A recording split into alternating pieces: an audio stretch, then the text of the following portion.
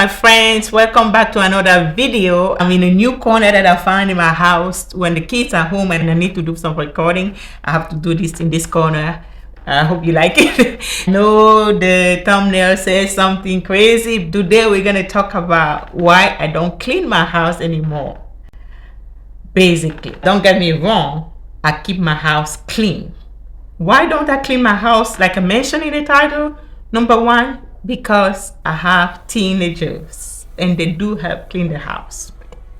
Number two is for my sanity, because I work full-time. I've been working from home for 8 years, and sometimes people think I don't work because I'm always at home, and my line of work is quite demanding. I feel like when the weekend comes, I need a break because it's like I'm always working. So sacrificing another 6 hours on the weekend to clean my house feels like, seriously, it's like when I go back to work, it's like I never had a break.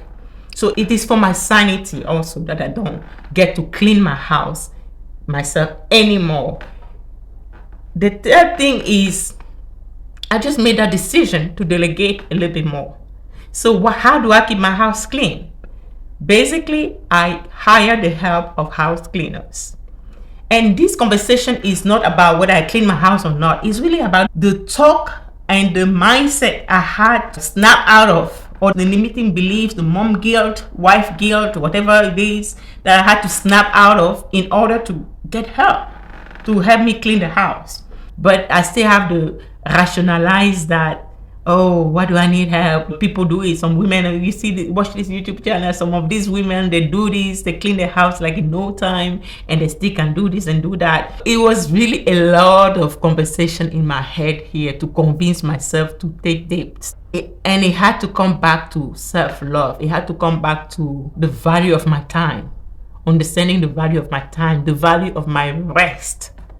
And understanding that those were just limiting beliefs, that to be a good mom, a good wife, I have to show that I can do all that. I can take care of the kids. I can run around for games, soccer games, gymnastics, and all that. After working full-time all week and still be able to clean the house fully and still run a business on the side without ever needing help. Like it felt like it was a sign of weakness or failure if I ask for help. This is a bigger conversation about mom guilt and self-blame, or this never-ending cycle. Years ago, I had the same experience. I stayed home for 5 years raising my kids, and I couldn't work. And when I started working, I always had what they call mom guilt. Basically, blaming myself for leaving my babies, having to work, leaving my babies for somebody to babysit them, to take care of them after school. So all that self-talk, all that blame going in my head. And the funny thing is, when I made the conscious decision that no, I need help, I need to let go some of these, get these people come in here and help me clean the house at least once a month, so that we'll have the rest of the month to keep it clean and the house is always tidy and everybody's happy. When I made that decision, it was a hard decision at first, but I'm so glad I made it, and it's proved to be very helpful for me to have that day of the month where I know every corners of the house have been touched. So I'm very thankful for that. I am amazed when those ladies come, 3 or 4 people, and they clean this house in about 3 hours.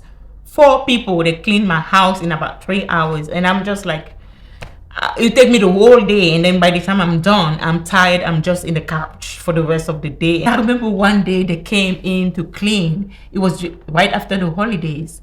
I was home and they came in that day to clean. Oh my goodness, I felt so bad to be in the house doing nothing while people were here cleaning the house. But then I had to convince myself, but girl, it's a holiday. It's time to take a break. It just happened to be at home. Doing nothing is also good for you sometimes. I just remember the guilt I felt, and the lady kept saying, that's why we're here, man, to help you relax sometimes. But ladies, we have to give ourselves a break, really. I'm a big consumer of like self-help, and this year I decided I'm going to practice some of the things that I've been learning. I have all this information. All that information will not create change unless you act on it. And one of the things that I decided to act on is something that I read out of Tim Ferriss' book, The 4-Hour Work Week.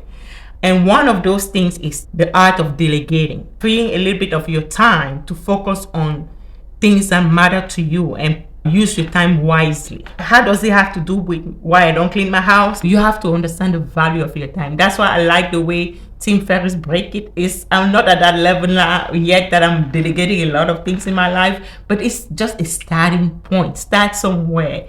Give away some of the things that you don't enjoy doing as much. Get some help. Get somebody doing that for you so you can focus on the things that make you happy, the things you want to do, and to grow in the areas where you actually enjoy putting in the work. We have to learn to take it easy, to love ourselves first, to stop blaming ourselves for asking for help. I'd rather ask for help than go crazy because I have too much on my plate and I can't handle it by myself. So it's just one of the lessons that I'm learning and one of the things that I'm practicing to improve my productivity and really get more value from time. If you can afford to pay somebody a little bit less than what you make in those same hours and have a little bit of a break, what value do you put in your sanity? What value do you put in your well-being? Why do women always have this guilt, mom guilt? Oh, I'm going to work now, I'm going to leave my kids, I can't do this, I can't do that.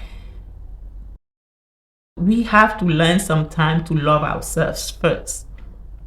Like they said in the airplane, you have to put your mask first before you can put somebody else's mask on. You have to focus on your sanity, on your joy and your peace first. Do things that make you happy. I have to build myself up to be able to give something out to anybody out there, to the people I love. For me, that's what makes me happy.